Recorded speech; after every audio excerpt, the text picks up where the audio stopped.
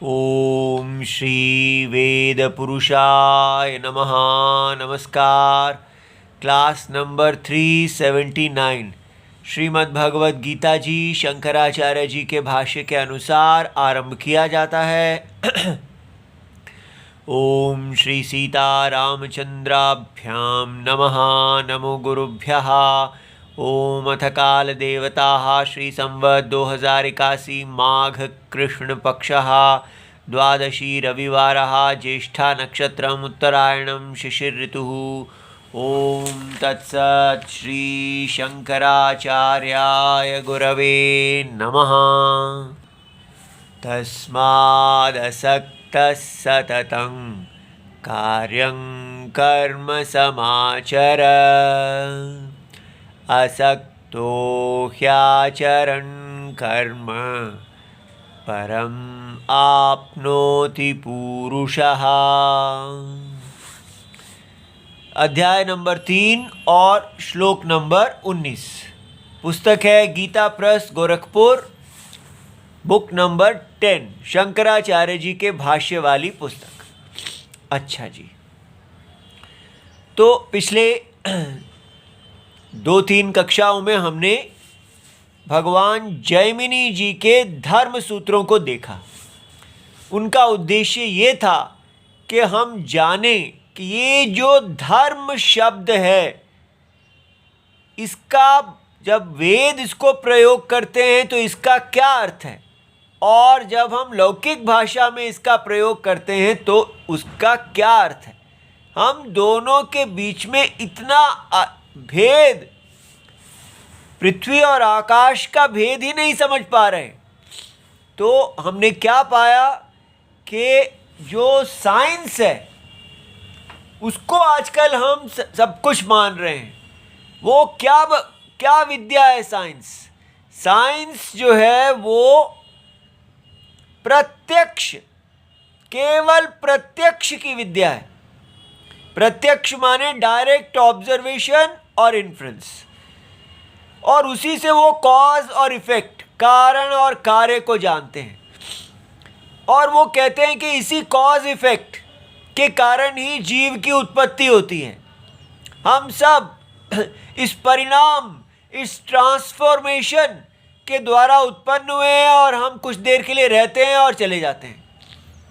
अर्थात ये संसार जो है, ये जड़ जो है वो चेतन हो जाता है कुछ देर के लिए और फिर जड़ हो जाता है। माने जैसे मिट्टी है, कुछ देर के लिए वो मिट्टी बोलने लगती है, अपने आप को जानने लगती है, और फिर वो अपने आप को जानना बंद कर देती है। हम जानने वाली मिट्टी हैं। हम एक ऐसी मिट्टी है जो अपने आप को स्वयं जानती है, ऐसा वो कह रहे हैं। और ये सब कुछ कॉज इफेक्ट, फिजिकल दुनिया है।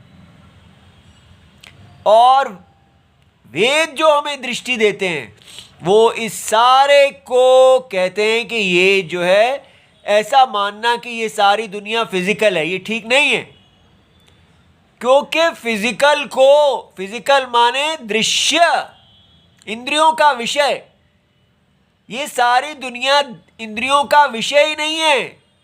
स्वयं इंद्रियां ही इंद्रियों की विषय नहीं है।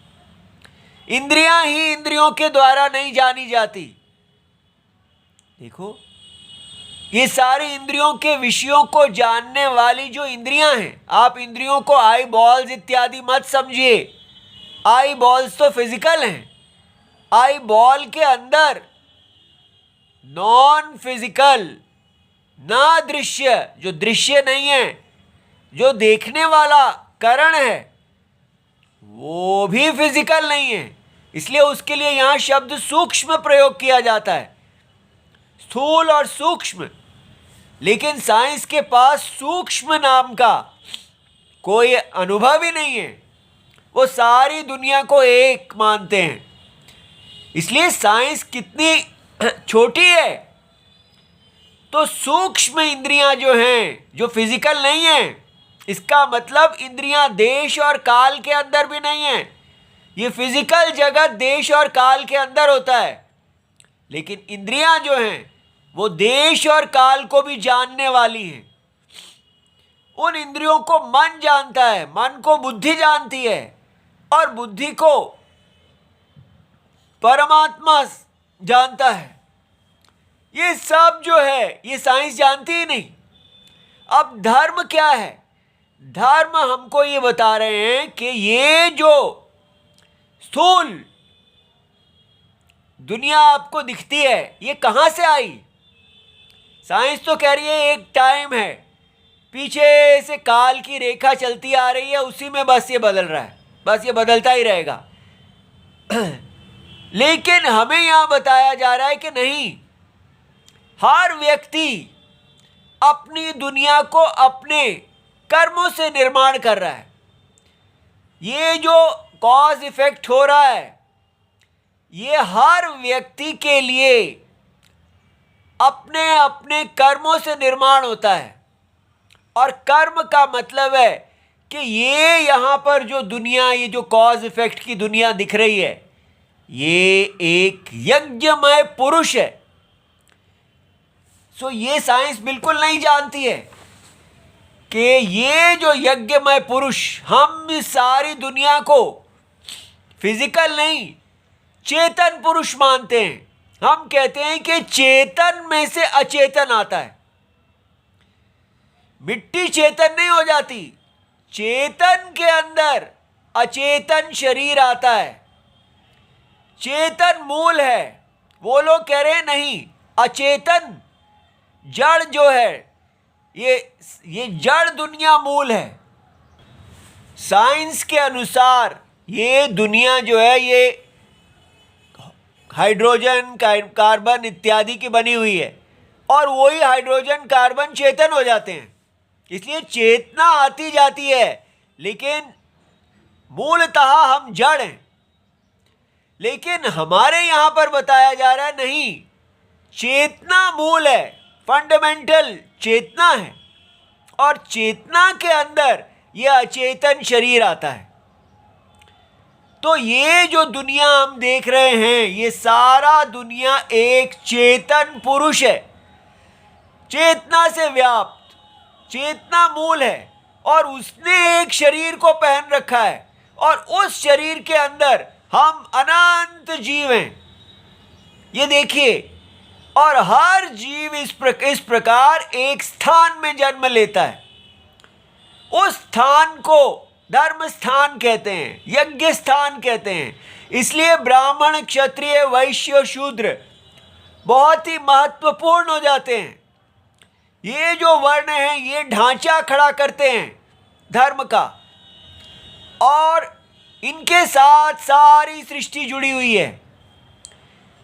इसलिए जब हम अपने इस देवता, ये जो सारी सृष्टि का देवता है, सत्यम चेतन आत्मा, जो सूक्ष्म शरीर के अनुसार इसके अंदर जो इंद्रियां हैं, मन है, बुद्धि है, उसको धारण करने से अनेक देवता हो जाता है, एक ही चेतन आत्मा। और स्थूल शरीर धारण करने पर वो अनेक जीव हो जाता है। ठीक है, एक ही चेतन आत्मा अनेक देवता हो जाता है, एक ही चेतन आत्मा अनेक जीव हो जाता है। लेकिन कैसे होता है? केवल कल्पना में, अज्ञान में, वास्तव में नहीं होता। जैसे रस्सी सांप हो जाती है, बिल्कुल वैसे। इसलिए इस यज्ञ में हमको साइंस क्या कर रही है? साइंस हमारा दिमाग खराब कर रही है। साइंस हमको केवल स्थूल स्थूल दिखा रही है और उससे जीवन का इतना ही उद्देश्य रह जाता है कि किसी ना किसी प्रकार से इस संसार को खाओ। संसार को खाना ही जीवन का उद्देश्य है और इसलिए हम लोग केवल भोक्ता बनते जा रहे हैं। हमको इस साइंस जो हमारा नाश कर रही है इसको देखना चाहिए। हम भोक्ता नहीं हैं, हम यज्ञ करता हैं। साइंस हमारे यज्ञ का नाश कर रही है, हमें कह रही है समानता समानता समानता। आप सब लोग समान भोक्ता हैं। इस बाजार में आप सब लोग बस बाजार नीति से ऐसे जियो कि आप सब लोग भोग के लिए जियो, उससे हमारा सारा चरित्र, हम सब रावण बनते जा रहे हैं। साइंस के नाश को देखिए। हमारा जो वैदिक यज्ञ है वो असमानता बताता है कि हर व्यक्ति अपने कर्मों से एक असमान जन्म लेता है और हर व्यक्ति को असमान सुख और दुखों की प्राप्ति होती है। हर व्यक्ति का एक जीवन जो है वो असमान, मानवता की विषमता के कारण नहीं है। साइंस कहती है आप असमान इसलिए हो क्योंकि कोई आपका भोग खा जाता है, इसलिए आप असमानता है। लेकिन यहां पर यज्ञ बता रहा है कि असमान जन्म जो है वो आपके पूर्व जन्म में आपने यज्ञ का क्या किया, उसके अनुसार सबके बार बार जन्म होते हैं असमान स्थान में। और जो लोग खा जाते हैं आपके भोगों को, वो अपने कर्मों को खराब कर रहे हैं। सो एक है रावण क्या कर रहा है और एक है हमारे पीछे कर्म क्या है, दोनों को देखना है। ठीक है, तो इसलिए आशा है ये बात आप समझे होंगे कि जो हमने पिछली बार बताया कि लहरों का दो तरीके से जीवन हो सकता है। एक, वो ये सोचें कि हम आपस में सारी लहरें कैसे जिएं कि हम एक दूसरे से ऊपर पहुंच जाएं। हर लहर दूसरे से आगे बढ़ना चाहती है और वो आपस में टकराएगी, आपस में समीकरण, सत्ता का समीकरण होगा। ये इतना हिस्सा साइंस देख रही है कि सारी लहरें, लेकिन साइंस जल को नहीं देख रही कि हर लहर वास्तव में जल है और जल से उत्पन्न होती है, जल में रहती है और जल में ही चली जाती है। ये लहर की दुनिया माया है जल के अंदर। तो जल जो है वो एक असमान रूप धारण करता है। हर एक ही जल है लेकिन वो असमान रूपों को धारण करके उत्पन्न हो रहा है। वो जल का जो असमान रूप है वो क्यों आ रहा है? हर लहर असमान क्यों है? क्योंकि वो अपने पूर्व जन्मों के कर्मों पर, कि उसने अपने यज्ञ में क्या काम किया। ये यज्ञ है। भगवान विष्णु, पूरा जल एक पुरुष है अगर आप जल को चेतन मानो। इसलिए ये जो चेतना, हर जगह हम नमस्कार करते हैं, पहाड़ों को, नदियों को, चींटियों को, कुत्ता बिल्ली इत्यादि हर चीज को हम भगवान विष्णु समझ के नमस्कार करते हैं। ये संस्कार साइंस खराब कर रही है। साइंस कह रही है केवल यहां पर जड़ प्रपंच है और जो जीव भी हैं वो भी जड़ के ही बने हुए हैं। हर चीज मैटर की बनी हुई है। वो गलत है। ठीक है, इसलिए हम हर समय आंखें मूंद के साइंस की बात ना माने, अपने यज्ञ को खराब ना करने दें। स्कूल्स में जो हमें बच्चों को पढ़ाया जा रहा है वो उनको फिजिकल, बस केवल भोक्ता ही बनाया जा रहा है और इस प्रकार वो धर्म से दूर जा रहे हैं। तो इसलिए हमें दोनों के भेद को समझकर स्वयं ठीक को चुनना चाहिए। अब देखिए यहां भगवान ने कहा तस्मात् असक्तः सततम कार्यम कर्म, सदा आप अपने वैदिक कर्म, अपने यज्ञ को करिए। समाचर, कैसे कीजिए? असक्त। क्यों? क्योंकि असक्त ही आचरण, कर्म उसका आचरण करते हुए परम आपनोति पुरुषः, ऐसा करते ही व्यक्ति परम को प्राप्त करता है। तो देखिए इसका क्या अर्थ दे रहे हैं शंकराचार्य जी। तस्मात्, इस कारण से। अब किस कारण से? वो पीछे के साथ भगवान ने बताया है कि जो व्यक्ति इस प्रकार जिसको कोई, पिछले कहा कि उसको कोई अर्थ व्यापाश्रय ही नहीं है। जो व्यक्ति ज्ञानी हो जाता है वो, उसको क्या समझ में आता है? उसको ये समझ में आता है कि ये सारी सृष्टि परम सत्य आत्मा के अंदर एक अज्ञान से दिखने वाली है। इसलिए अज्ञान से दिखने वाली सृष्टि में कोई अर्थ व्यापाश्रय नहीं है। वो कोई भी अर्थ की प्राप्ति के लिए कोई भी क्रिया करता ही नहीं है। उसके लिए कोई भी, हर क्रिया हम कहते हैं ये अगर हमें मिल जाए तो कितना अच्छा हो, लेकिन वो जो व्यक्ति देखता है ये सारा प्रपंच ही केवल अज्ञान के कारण दिखने वाली माया है, तो उसके लिए क्या प्रयोजन रह जाएगा? वो तो अपने आप में ही पूर्ण है, आत्मरति, अपने आप में ही पूर्णता। वो पूर्णता को प्राप्त करने के लिए कोई कार्य नहीं करता। ये जो है कि किसी कर्म के, किसी क्रिया के फल से मैं पूर्ण हो जाऊंगा, ये जो है यही पाप का जड़ है। तब हमको अपने आप को पूर्ण करने के लिए हम एक सिगरेट फूंकने वाला बन जाते हैं, क्योंकि हर सुट्टे पे व्यक्ति कहता है इस सुट्टे से मैं पूर्ण हो जाऊंगा, इस सुट्टे से मैं पूर्ण हो जाऊंगा, और पूरा जीवन व्यक्ति केवल सिगरेट के सुट्टे ही लगाता रहता है और उसमें वो सारी मर्यादाओं को लांघ देता है। इसलिए आसक्ति क्या है कि ये जो कर्म के फल हैं ये मुझे पूर्ण कर देंगे, और यही भगवान कह रहे हैं तस्मात् असक्तः। अच्छी तरह सोच लो, पूर्णता संसार के भोग में नहीं है, पूर्णता आत्मा का स्वरूप है। आत्मा नित्य पूर्ण है, उसकी पूर्णता कहीं नहीं चली गई है। केवल आत्म अज्ञान के कारण उसको ऐसा लग रहा है कि ये जब मेरे को मेरा फल मिल जाएगा तो क्या होगा, मन की बेचैनी चली जाएगी, जब मन बेचैन नहीं होगा तो मुझे आनंद मिल जाएगा। ये क्योंकि आप मन के अंदर बेचैनी आ रही है, वो आनंद वास्तव में आत्मा का ही आनंद है।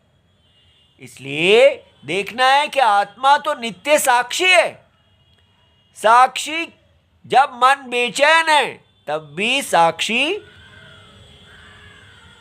अस्पृष्ट है, उसका मन के साथ कोई संग है ही नहीं। इसलिए हमको क्या करना है, सदा साक्षी में स्थित होना है।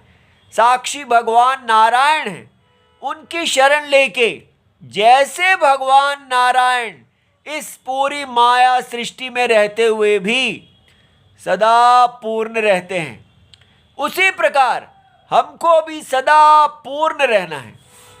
पहले पूर्णता आत्मा से प्राप्त करनी है, उसके बाद अपने यज्ञ के कर्म को करना है।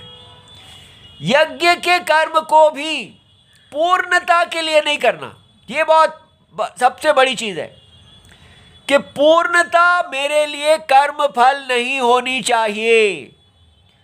पूर्णता मेरे को आत्मा से मिलेगी। मैं पूर्ण हूं, अहम पूर्णः अस्मि। पूर्णता मेरा स्वरूप है, और अज्ञान में इस माया प्रपंच ने जो है, मैंने एक शरीर धारण किया है, लेकिन वो शरीर मुझे अपूर्ण नहीं करता।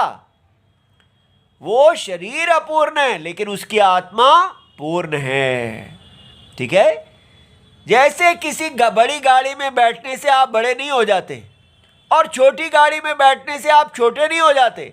जो आप हैं वो तो रहेंगे, लेकिन मूर्ख लोग ऐसा सोच लेते हैं कि बड़ी गाड़ी, बड़ी पदवी पे बैठने से वो बड़े हो गए और छोटे में बैठने से छोटे हो गए। उस गाड़ी छोटी बड़ी है, उसके बैठने वाला बड़ा छोटा कैसे हो गया? ये ही मोह है। इसी प्रकार साक्षी आत्मा ना छोटी है ना बड़ी है। शरीर जो है वो कभी अनुकूल है कभी प्रतिकूल है, लेकिन साक्षी आत्मा उन अनुकूल और प्रतिकूल का भी साक्षी है, निर्विकार है, उसका कोई संग ही नहीं है। स्वप्न के अंदर कुछ भी मिल जाए, कुछ भी चला जाए, स्वप्न आत्मा असंग रहती है। ये देखना है, इस सारे स्वप्न को, इस सारे जागृत को मन के अंदर निकला हुआ स्वप्न देखना है। इस प्रकार कितनी बड़ी बात है ये, इस प्रत्यय को बनाए रखना। तब व्यक्ति कैसा बनेगा?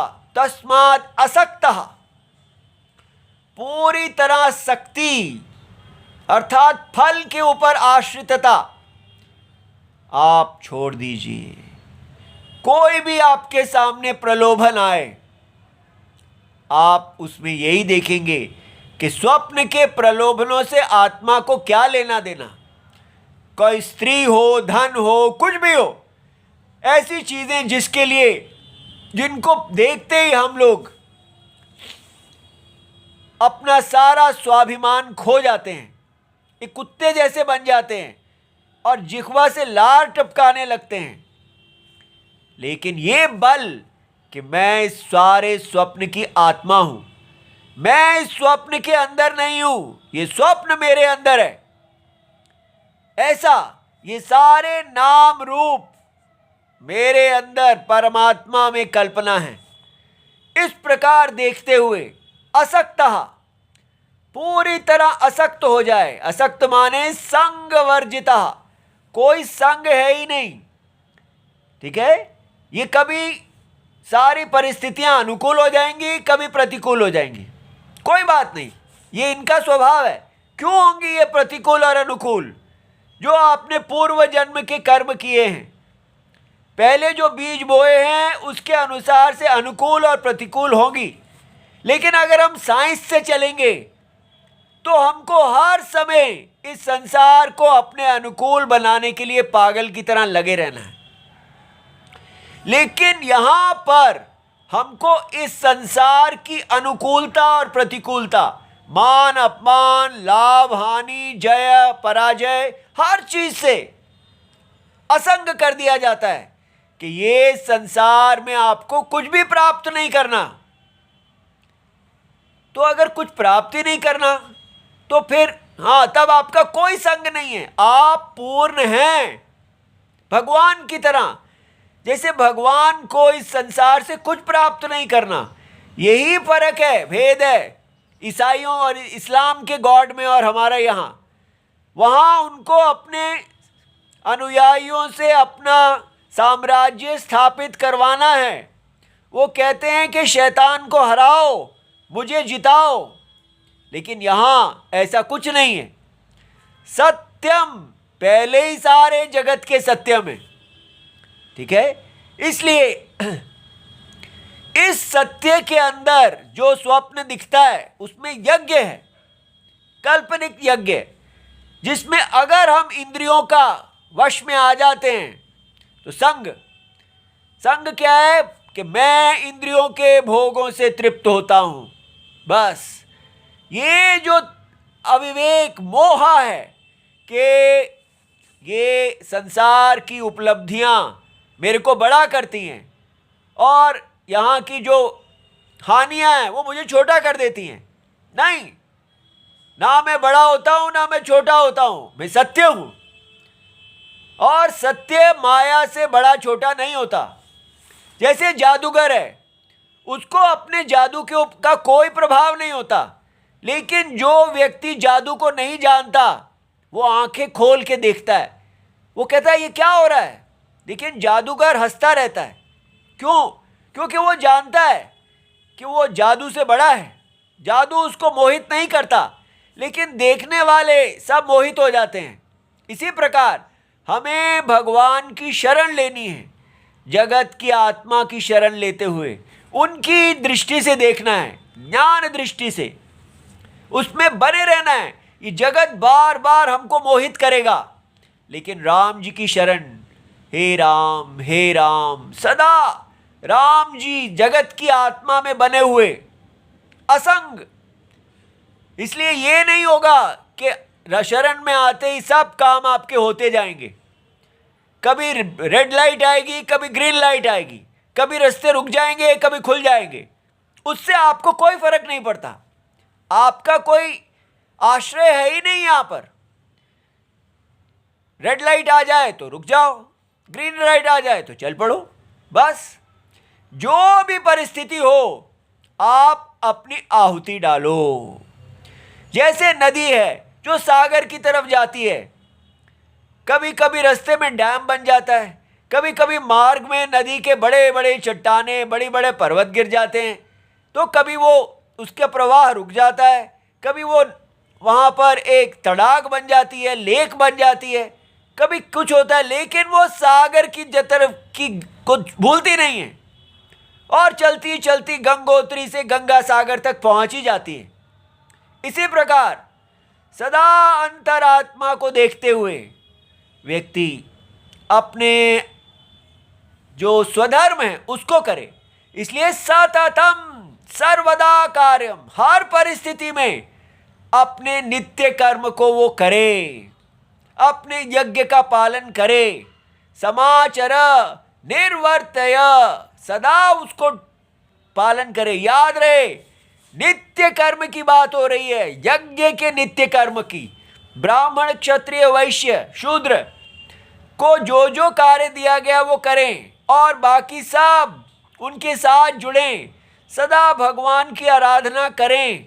उस आराधना में जो उनका स्वधर्म है उसको करें बिना किसी फल की इच्छा के। वो फल की इच्छा कैसे जाएगी? ऐसे नहीं भगवान मुझे कुछ नहीं चाहिए। माया इस जगत को असत्य देखेंगे कि मैं जो इस दुनिया के अंदर विचर रहा हूं ये ही मेरा शरीर नहीं है, मैं अशरीरी जगत की आत्मा हूं, ऐसा देखना। कर्म कुर्वन् परम मोक्षम आपनोति, इसलिए उद्देश्य ये होना चाहिए कि इस संसार में परम मोक्ष मेरा उद्देश्य है।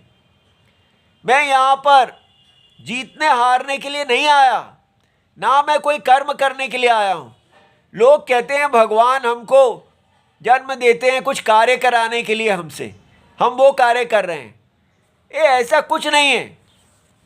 आपका जन्म जो है माया में हुआ है, अज्ञान के कारण हुआ है, वास्तव में कोई जन्म है ही नहीं।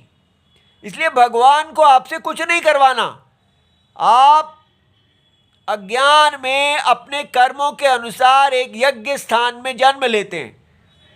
वो यज्ञ स्थान का कार्य करने से आप यदि असक्त भाव से करते हैं तो आप शुद्ध हो जाएंगे और शुद्ध हुआ मन जो है उसमें धीरे धीरे असंगता आती जाएगी। जितना असंगता बढ़ती जाएगी उसी को शुद्धि कहते हैं। बस शुद्ध होते गए और फिर तत्व अंतरात्मा को देखा, जाना, अज्ञान निष्ठ हो गए और सदा उसी में निष्ठ होते हुए जो है मोक्ष को प्राप्त हुए।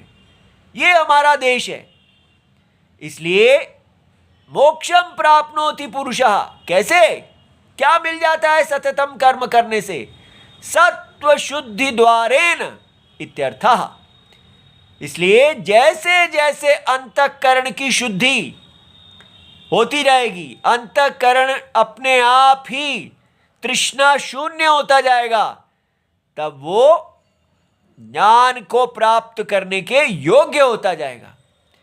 इसलिए ये ध्यान से देखिए कि हमारा देश चरित्र एक मर्यादा पुरुषोत्तम व्यक्ति कैसे बनाता है। कैसे हम राम बन जाते हैं? क्योंकि हमारे को कोई अर्थ व्यापाश्रय ही नहीं है। लेकिन हम अब क्या कर रहे हैं? हर व्यक्ति केवल अपने भोग के लिए लगा हुआ है। हमारा स्वतंत्रता आंदोलन, देश को आजाद कराया, वो क्या हो गया? हमने ये नहीं किया कि अंग्रेज अधार्मिक थे और हम अब धर्म की स्थापना करें। हमने अपने यज्ञ के लिए नहीं किया। हमने क्या किया? वो लोग जो भोग ले जाते थे उस भोग को हम चाहते थे। वो हमने कहा वो हमारा भोग छीन रहे हैं, अब वो भोग हम करेंगे। बस अंग्रेजों को हटा के भारतीय भोगी आ गए। फर्क कुछ पड़ा ही नहीं। नाम कह दिया स्वतंत्रता दिवस। क्या स्वतंत्रता आई? जो वो भोग कर रहे थे उनकी जगह भारत के लोग भोग करने लगे, लेकिन यज्ञ की स्थापना तो हुई नहीं। इसलिए समझिए कि अगर हम इसको जानेंगे नहीं तो हम केवल भोग परायण ही रहेंगे। एक भोग परायण दूसरे भोग परायण को हटाएगा और खुद आ जाएगा। यही आजकल इलेक्शन इत्यादि में हो रहा है। सब लोग भोगी हैं। भोगी माने संग, असंग माने वो भोगी है ही नहीं, वो अभोक्ता अकर्ता आत्मा है। ऐसा महान व्यक्ति हमारे देश में सदा धर्मचारी, वो कभी भी धर्म से नहीं गिरेगा। क्या होगा, ज्यादा से ज्यादा कट जाएगा, मर जाएगा, लेकिन धर्म को नहीं छोड़ेगा। ठीक है, इसीलिए देखो कहते हैं बाह जिना दी पकड़िए, सर दीजिए बाह ना छोड़िए। ये हमारा कल्चर है कि जिसकी भुजा आपने पकड़ ली उसके लिए सर दे दो, लेकिन भुजा को ना छोड़ो। ऐसे चरित्र हमारा कहाँ चला गया? वो तभी आएगा जब हम इस भगवत गीता की महान दृष्टि को समझेंगे। ठीक है, ओम नमो भगवते वासुदेवाय, प्रणाम।